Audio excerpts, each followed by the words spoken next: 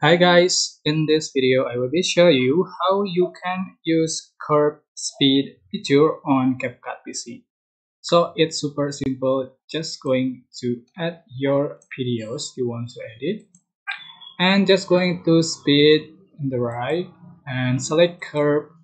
So here appears for the template speed.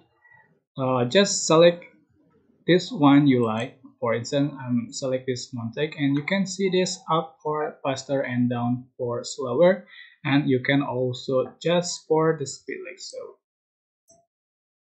You can see for the result like so.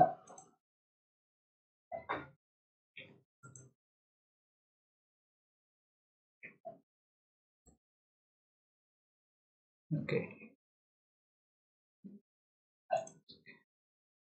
Okay, that's super simple. I hope this tutorial was helpful for you. Don't forget to click like, comment, share, and also subscribe. You can click thanks button for appreciate and share. Thanks. Thank you so much for watching.